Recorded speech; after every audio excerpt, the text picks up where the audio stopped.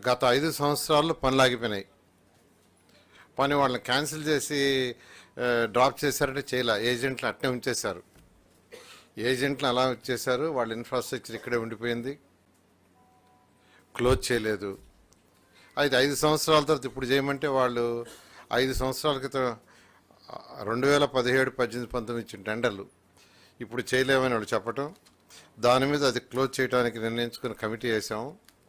ఆ కమిటీని 24/7/24 తేదీ 7వ నెలలో సీఈలతో కమిటీ వేస్తే ఆ కమిటీ డిస్కస్ చేసి 30/10/24 అక్టోబర్ 30వ తేదీ సబ్మిట్ చేయడం జరిగింది.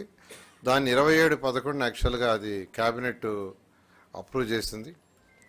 చేసిన తర్వాత దాని ప్రకారం వాళ్ళందరితో యాక్చువల్గా అధికారులు డిస్కస్ చేసి వాళ్ళ యొక్క అగ్రిమెంట్లన్నీ యాక్చువల్గా క్లోజ్ చేయడం జరిగింది. ఎవరైతే అమరావతి రాజధానిలో రోడ్లు కావచ్చు, రోడ్లలో ట్రంక్ రోడ్స్, మెయిన్ రోడ్స్, అదేవిధంగా లేఅవుట్ రోడ్స్, అదేవిధంగా 3600 బిల్డింగ్స్, ఇవన్నీ కూడా యాక్చువల్గా క్లోజ్ చేయడం జరిగింది. అయితే ఇప్పుడు మళ్ళీ వాటికి టెండర్ పిలవటానికి అధికారులు 18 వర్షని 11,471 కోట్లతో 11,470 కోట్లతో యాక్చువల్గా ఎస్టిమేషన్ వేశారు. నేను అథారిటీకి పెట్టారు, అథారిటీ అప్రూవ్ చేసింది. ఇవాళ క్యాబినెట్కి పెడితే క్యాబినెట్ అప్రూవ్ చేయడం జరిగింది. అయితే ఇందులో యాక్చువల్గా అప్పుడు రేట్లకి ఇప్పుడు రేట్లకి తీసుకుంటే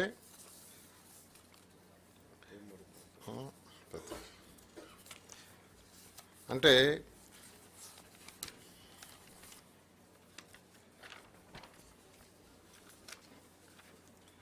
రేట్ల పరంగా ఈరోజు అంటే డ్యామేజ్ జరిగింది. వాళ్ళు చేసిన రోడ్లు అట్నే వదిలేశారు.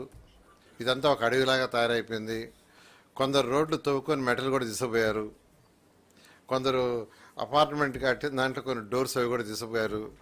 ఇవన్నీ ఏసీలు తీసుకుపోయారు. ఇవన్నీ ఎస్టిమేషన్ వేస్తే 268.78 కోట్లు డ్యామేజ్ జరిగింది. 286,78,00,000. 286,78,00,000. ఇందులో ఎక్కువగా ఈ ట్రంక్ రోడ్స్ అండ్ యుటిలిటీస్ ఏదైతే రోడ్లు వేసారో మేజర్ రోడ్స్ వాటిలోనే 151 కోట్లు డ్యామేజ్ జరిగింది.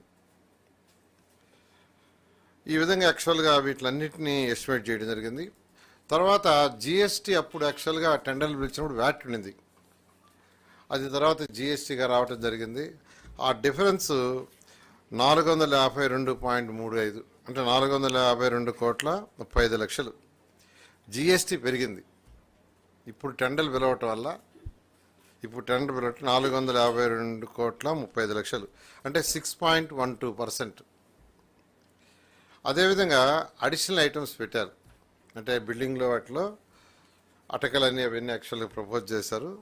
అది 481.38 కోట్లు, 481,38,38,00,000. అది 6.51%, 6.51. ఇప్పుడు ఏదైతే రేట్లు యాక్చువల్గా అప్పటికిప్పటికి రేట్లలో తేడా ఉంది. ఎస్ఓఆర్ రేట్లు తీసుకుంటే అప్పటికిప్పటికి ఉన్న తేడా అంటే ఎవ్రీ ఇయర్ యాక్చువల్గా సీఈల కమిటీలు డిసైడ్ చేస్తుంటారు ఇరిగేషన్ డిపార్ట్మెంట్ నుంచి. వాళ్ళు చేసిన ప్రకారం ఈరోజు అంటే 7,391 కోట్ల 7,391,65,00,000 వర్క్ మిగిలింటే, అంటే అప్పుడు 2014-19లో పిలిచిన టెండర్లలో ఇంతవరకు మిగిలింది 7,391,65,00,000. దానికి ఇప్పుడు టెండర్లు పిలిస్తే అడిషనల్గా 2,507,42,00,000 రేట్లు పెరిగినందువల్ల పెరిగింది.